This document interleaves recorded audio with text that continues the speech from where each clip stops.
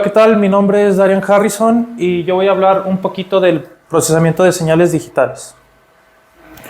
El procesamiento de señales digitales es la manipulación matemática de señales para modificarlas de alguna forma, para mejorarlas de tal forma de que sean útiles para nuestro sistema. Aquí tenemos un ejemplo de un flujo completo desde una entrada externa, una entrada análoga que pasa por un procesamiento de señal digital para posteriormente, en este caso, modular una bocina. Ahorita vamos a nosotros amplificar un poquito esta parte de qué es lo que sucede en el procesamiento de señal digital. Generalmente hay 4 pasos principales en esta parte. Partimos de un componente de ADC, que es como nuestro input, como vimos en la diapositiva anterior, que está basada en muestreo, que significa que las señales van a estar tomadas con periodos repetitivos y es la señal que nosotros vamos a poder utilizar para poder realizar alguna transformación matemática. Posteriormente vamos a hablar un poquito de cómo estos algoritmos o estos procesamientos, estos procesos matemáticos pueden montarse sobre alguna plataforma o un procesador. Y el último paso del procesamiento digital es la salida que se le va a dar o el uso a esa información. En este caso puede ser una aplicación meramente analítica en donde queremos remover el ruido, que es como uno de las aplicaciones más comunes, o bien para controlar la salida de algún dispositivo. En este caso se puede controlar el nivel de volumen que se tiene, o también ahí tenemos una pantalla que tiene pues muchos píxeles de colores RGB y podemos controlar la intensidad de luz de cada píxel. Entonces, bueno, empecemos con el punto número 1, la entrada de información, ¿no? ¿Cuál va a ser la base que nosotros vamos a utilizar para poder procesarla? Entonces, generalmente partimos nosotros de un ADC. Entonces, esto casi siempre, el ADC que utilizamos es, digamos que vamos a estar tomando muestras de las señales de entrada que vamos a estar recibiendo. Estas señales pueden ser señales de audio, de video, de alguna medición de voltaje, etc. También hay algoritmos que te permiten hacer un muestreo un poquito más eficiente o más inteligente, que ahorita vamos a ver más en la siguiente diapositiva. Algunos algoritmos para hacer un mejor muestreo, para hacer un mejor muestreo puede ser un muestreo doble correlacionado. En este caso tenemos la entrada de información en forma de voltaje, pero nosotros estamos haciendo 2 muestreos en un periodo de tiempo, en el mismo periodo de tiempo.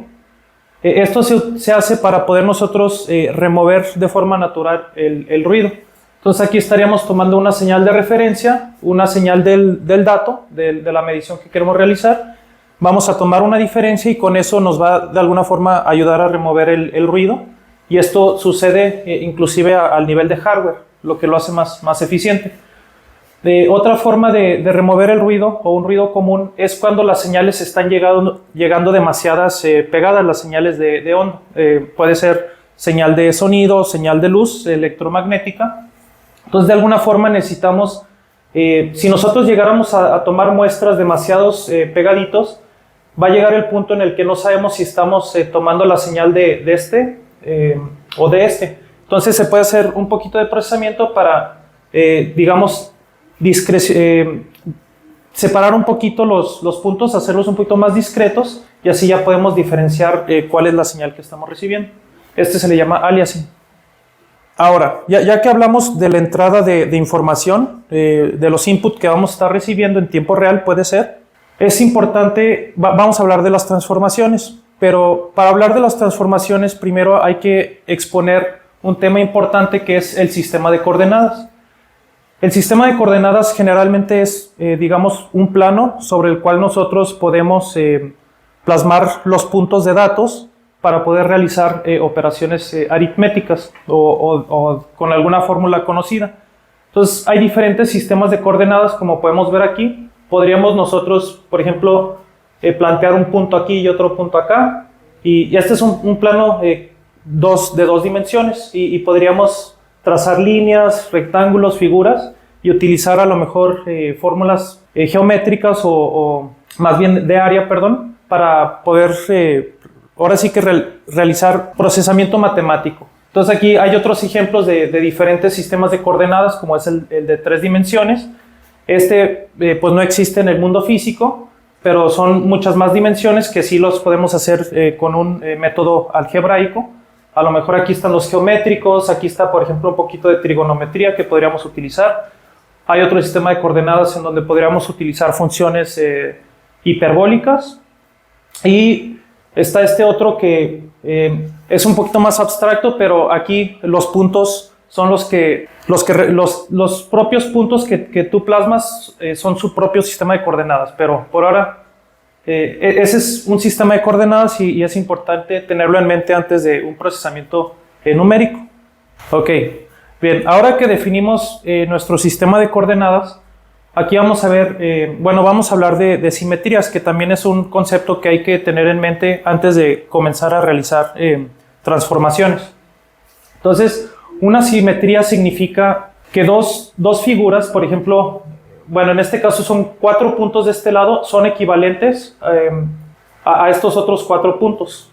En este caso, a lo mejor las coordenadas tienen diferente valor numérico, pero en sí, en un sistema de coordenadas de 2 dimensiones, estas dos figuras son simétricas, conservan la misma área o algún mismo valor, por así decirlo, un mismo valor ancla.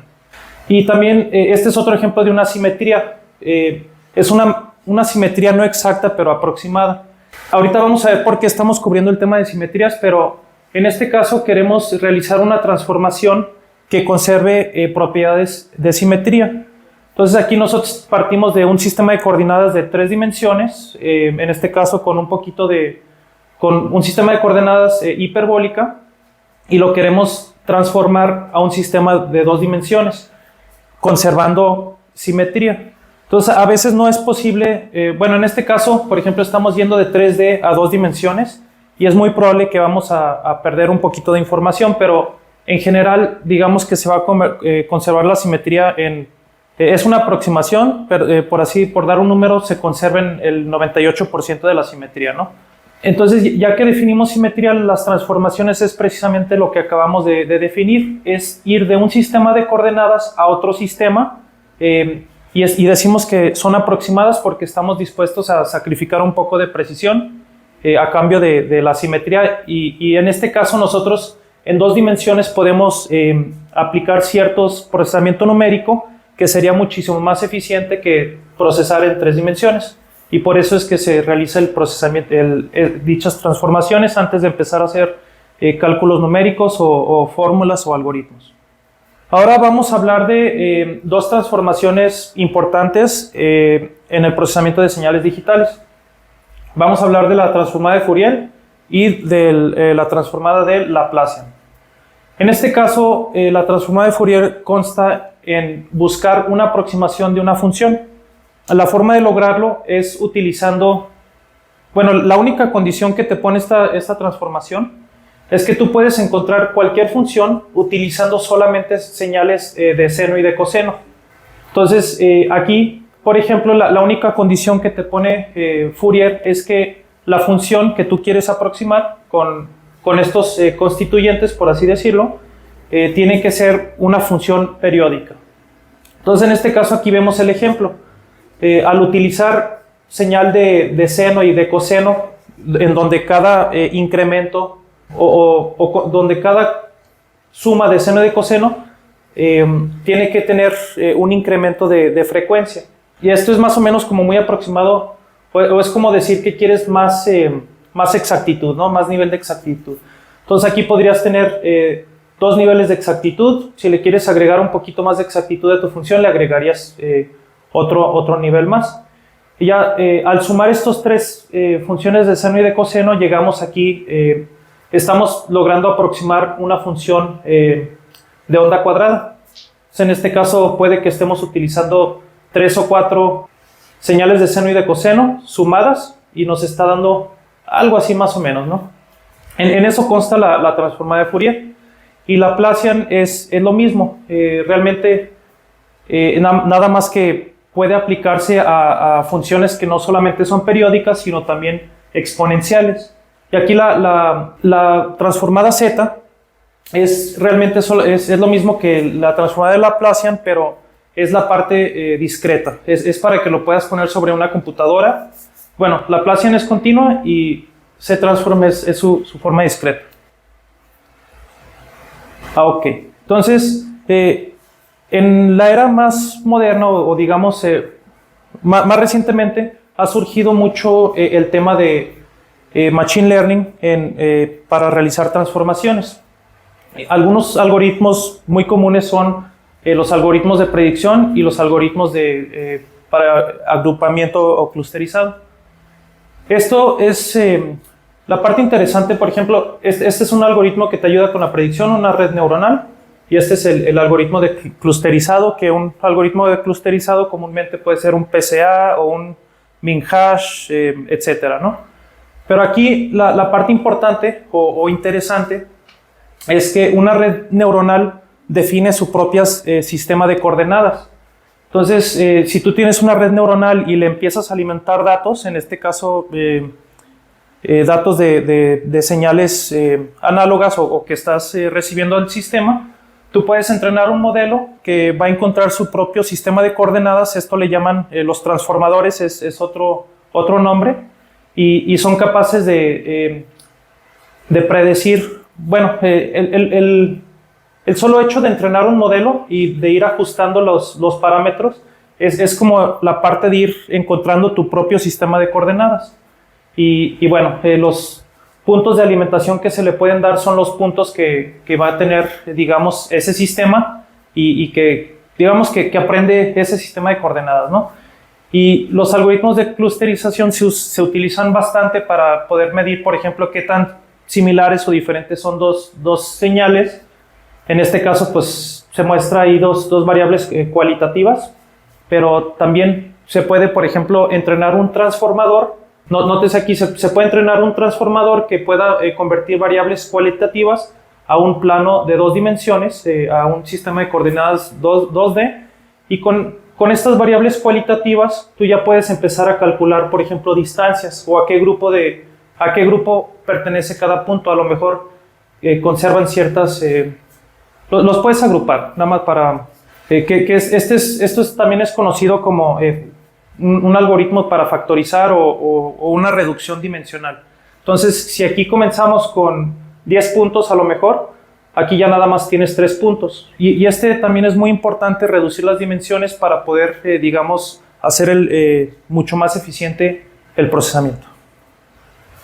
Ok, cuando estamos hablando de procesamiento de señal digital, hay muchas veces, generalmente se utiliza el procesador, pero ya cuando haces una tarea repetitiva o, por ejemplo, cuando tienes que hacer una operación de multiplicación y el procesador, el 60% de su capacidad se le está llevando en pura multiplicación, puedes incorporar un componente de hardware dedicado que sea más eficiente para realizar esa operación, en tanto que estás liberando ese 60% de carga computacional del procesador. Entonces aquí hay algunos ejemplos de hardware dedicado que estamos viendo aquí.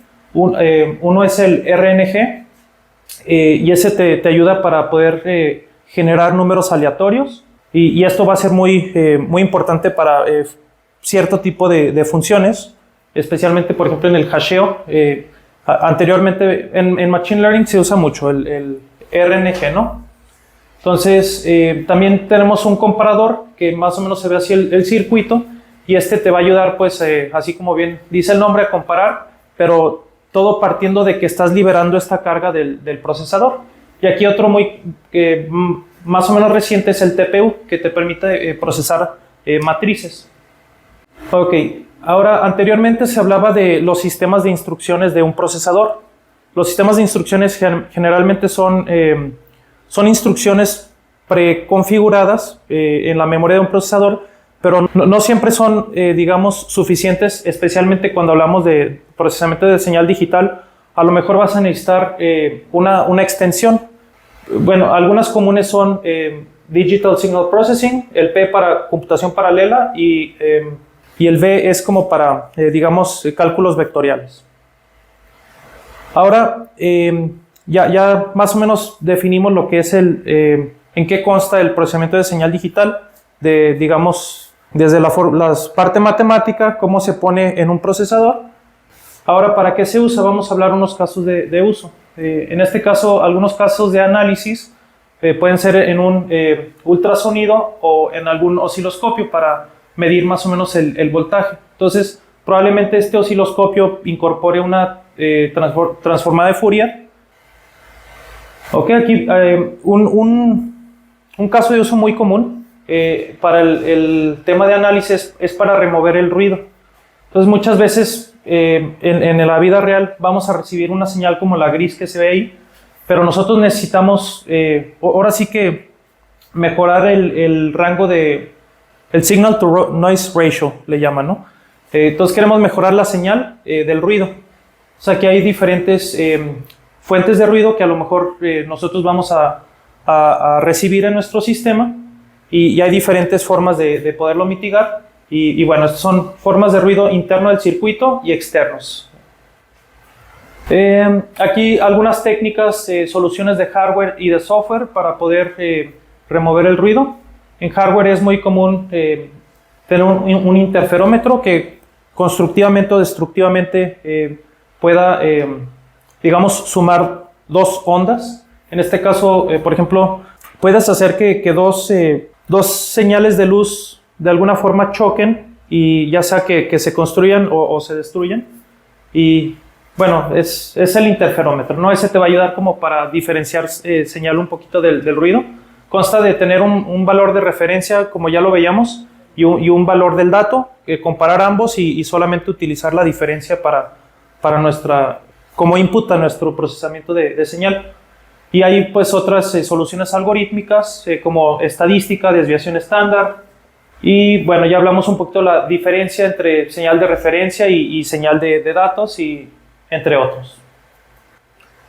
Y bueno, es importante cuantificar el ruido para saber cómo modificarlo algorítmicamente. Ahora vamos a hablar de control. Algo muy común, bueno, en el procesamiento de señal digital, estos son algunos casos de uso que vamos a decir que tú realizas alguna operación en software que te va a permitir controlar diferentes componentes. En este caso, algo muy sencillo es como tener un sensor de temperatura, compararlo con el número que se haya definido manualmente, y si hay una diferencia, pues puedes accionar para encender el aire acondicionado o apagarlo, ¿no? Y ese se le llama un ciclo controlado. Pero también puede ir un poquito más a un grado más de mayor complejidad. En este caso se hablaba de que puedes tú mandar pulsaciones periódicas a un instrumento integrado para poder, digamos, manejar algún dispositivo con puras señales de pulse width modulation. Aquí en este caso estamos utilizando le llaman una técnica de sonication, pero es la utilización acústica para poder bombardear ciertas moléculas y poder descomponerlas. Pero aquí tú tienes que emplear, quieres mandar señales de ruido o señales acústicas con un cierto periodo definido, entonces que más o menos vaya en resonancia con la molécula y bueno, ese es un caso de uso de control ya un poquito más específico. Y ahí tenemos los carros automáticos, ahorita mucha tecnología que se le está incorporando, como es como un lidar que es como una especie de radar, ¿no? Pero a mucha menor distancia. Y bueno, aquí hay más casos de uso. En este caso vamos a hablar un poco de las comunicaciones. En procesamiento digital es casi análogo a decir telecomunicaciones o comunicaciones. O sea, hay comunicaciones alámbricas, como todos los que podemos ver aquí. Generalmente constan, la comunicación alámbrica tiene, y también la inalámbrica, algún componente de transmisión y algún componente de recepción. Estos se le llaman los transceivers. Y aquí están todos los diferentes protocolos que existen, que a lo mejor ya estamos muy familiarizados con todos, y uno que muy interesante también es la fibra óptica. Ok, ahora vamos, casos de uso para comunicaciones inalámbricas. La comunicación inalámbrica generalmente va a ser utilizar ondas electromagnéticas utilizadas con alguna antena, mediante el cual se esté codificando señal por medio de algún control por ejemplo aquí en un radar se dice que estamos controlando la frecuencia o codificando la frecuencia en donde podemos, por ejemplo, se encuentra el radio, las antenas móviles, y ahorita vamos a ver un poquito más a fondo en la siguiente diapositiva. Aquí están unos ejemplos de diferentes comunicaciones inalámbricas. Por ejemplo, tenemos ahí los celulares o los móviles que viajan en cierto rango de electromagnético, tienen su antena que utilizan para recibir y mandar señales a una antena. Aquí hay otro ejemplo que igual es un transceiver o un transreceptor, no sé cómo se diga, pero son igual dispositivos que interactúan con algún centro de control. Y aquí está algo que vemos en nuestras casas, es un aparato de Wi-Fi. Este es como la antena o el transceiver. Ok, y el último caso que vamos a ver aquí está un poquito más relacionado a nuestro caso de uso, que es cómo podemos trabajar con luz. Entonces aquí se puede utilizar como para calibración de instrumentos, control de pulsaciones, control de sensibilidad o detección, y en específico, por ejemplo, aquí tenemos un láser. Ya veíamos anteriormente que podemos utilizar una modulación de pulso para emitir pulsos a cierta frecuencia y tiene sus propios campos de aplicación, ¿no? Aquí también ya veíamos un diagrama de cómo a lo mejor podemos estar mandando por medio de diferentes pines, podemos estar manejando un instrumento como una cámara, en donde a lo mejor uno de esos pines va a ser como para recibir la señal, otro pin a lo mejor va a controlar la apertura y cuando abrimos y cerramos el shooter o la persiana para captación de luz, etcétera, ¿no? Como se ve aquí. Entonces, listo, eso es todo. Gracias.